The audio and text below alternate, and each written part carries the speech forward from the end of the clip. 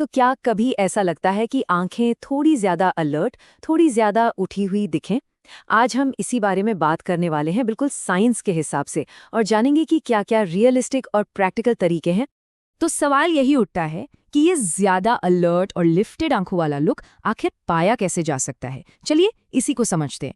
क्या सच में मुमकिन है और क्या सिर्फ कहने की बातें हैं? तो देखिए, एक तरफ है हमारा गोल, है ना, कि आंखें थोड़ी चौड़ी दिखें, ज्यादा साफ हों, आईब्रोज में थोड़ा लिफ्ट हो और झुकी हुई न लगें।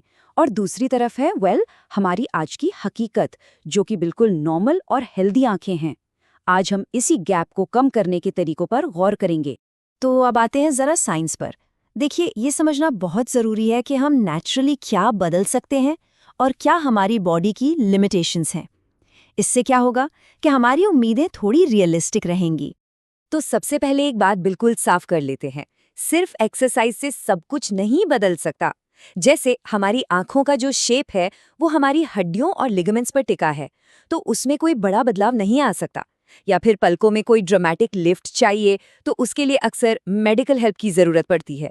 और हमेशा के लिए आंखें चौड़ी रहें, ये तो कोई नेचुरल स्टेट है ही नहीं। तो सीधी सी बात है, हमें अपनी उम्मीदों को जमीन पर रखना होगा।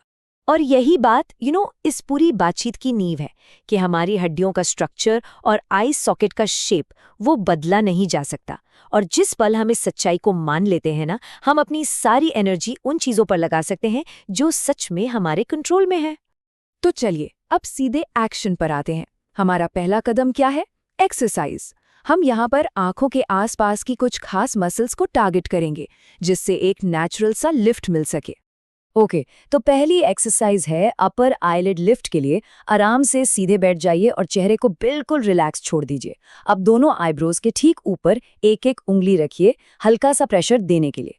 अब उंगलियों के अगेंस्ट अपनी आंखों को जितना हो सके चौड़ा खोलने की कोशिश कीजिए। बस 5 सेकंड तक होल्ड करिए और फिर रिलैक्स।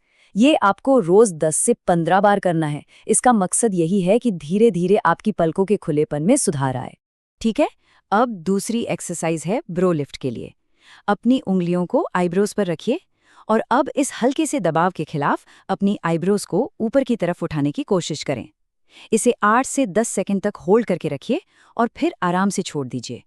इसे रोज 10 बार करने से आईब्रोज को हल्का सा ऊपर उठाने में मदद मिल सकती है। और अब हमारी तीसरी और आखिरी एक्सरसाइज, ये है आंखों को चौड़ा करने पर कंट्रोल पाने के लिए।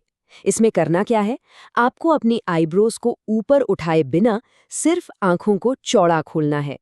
पूरा फोकस इस बात पर रखिए कि मसल्स में कैसा खिंचाव महसूस हो रहा है। 5 सेकंड होल्ड करिए और फिर धीरे से बंद कर लीजिए। इसे रोज 15 बार दोहराना है। इससे आंखें ज्यादा अलर्ट और खुली हुई दिखती हैं। हाँ, एक बात जरूर ध्यान में रखनी है कि इन तरीकों से रिजल्ट्स आने में थोड़ा वक्त लगता है। मतलब 2-3 हफ्तों में शायद थोड़ा फ्रेश लगने लगे, थकान कम दिखे, फिर 6 से 8 हफ्तों में पलकों पर कंट्रोल बेहतर महसूस होने लगेगा, और लगभग 3 से 4 महीनों में आप नेचुरल तरीकों से जो मैक्सिमम सुधार पा सकते हैं वहां तक पहुंच जाएंगे। तो सब्र बहुत जरूरी है। और यहीं पर एक बहुत ज़रूरी बात आती है जिसे बिल्कुल नहीं भूलना है। हमें अपनी उम्मीदों को सही रखना होगा।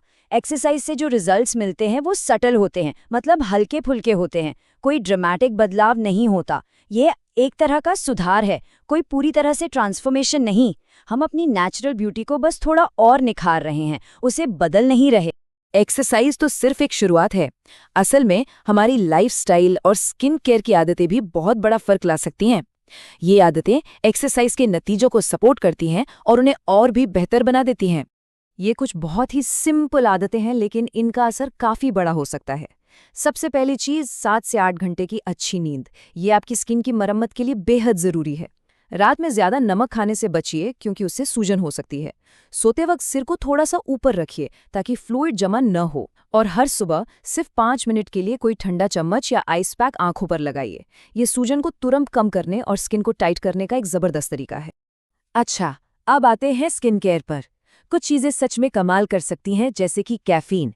ये सूजन को कम करता है, तो कैफीन वाली आई क्रीम बहुत फायदेमंद हो सकती है।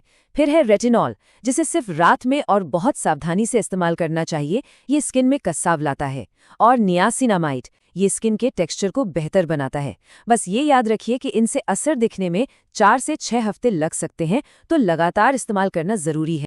तो ठीक है, अब मान लीजिए कोई ऐसा है जिसे नेचुरल तरीकों से मिलने वाले रिजल्ट से थोड़ा और ज़्यादा चाहिए, तो उनके लिए मेडिकल ऑप्शन भी मौजूद है। हाँ, ये तेज़ और ज़्यादा असरदार नतीजे दे सकते हैं, लेकिन इनके बारे में भी कुछ बातें जानना ज़रूरी है। तो मोटे तौर पर 2 मेन ऑप्शन है। एक है बोटॉक्स, जो कि एक नॉन सर्जिकल तरीका है। ये आईब्रोज को हल्का सा ऊपर उठाता है। इसका असर 7 से 10 दिन में दिखने लगता है और 3-4 महीने तक रहता है, मतलब इसे मेंटेन करना पड़ता है। दूसरी तरफ है ब्लेफरोप्लास्टी। ये एक सर्जरी है जिसमें एक्स्ट्रा स्किन और फैट को हटा दिया जाता है। ये एक परमानेंट सोल्यूशन है, लेकिन इसमें 2 से 4 हफ्ते का रिकवरी टाइम भी लगता है। तो जाहिर है ये एक बड़ा फैसला है। तो इतनी सारी जानकारी के बाद सवाल ये उठता है कि आगे बढ़ने का सबसे सही और रियलिस्टिक तरीका क्या है। चलिए एक लॉजिकल एक्शन प्लान बनाते हैं। तो देखिए, ये एक तरीका है जो सही फैसला लेने में मदद कर सकता है। सबसे पहले 8 से 12 हफ्ते तक पूरी ईमानदारी से एक्सरसाइज, लाइफस्टाइल में बदलाव और कोल्ड थेरेपी को अपनाइए, ठीक है? उस टाइम पीरियड के बाद अपने रिजल्ट्स को देखिए। खुद से पूछिए, क्या इन सुधारों से खुशी मिल रही है? अगर हाँ, तो बहुत ही बढ़िया। और अगर नहीं, तब आप मेडिकल ऑप्शंस के बारे में सोच सकते हैं। इससे क्या होगा, आप गैर ज़रूरी प्रोसीजर्स से बचेंगे और अपने शरीर को पहले काम करने का मौका देंगे। और आखिर में एक बहुत ज़रूरी सवाल जिस पर हम सबको सोचना चाहिए, सेल्फ केयर और एक अनरियलिस्टिक, मतलब एक अवास्तविक आइडियल के पीछे भागने में वो लाइन कहाँ है? इसका कोई एक सही जवाब नहीं है। ये एक बहुत ही पर्सनल सफ़र है और इसका जवाब हर किसी को अपनी मोटिवेशन, अपनी वैल्यूज़ और अपने गोल्स में ही मिलेगा। याद रखिए, मकसद अपनी नेचुरल ब्यूटी को बेहतर बनाना है, किसी और जैसा दिखना नहीं।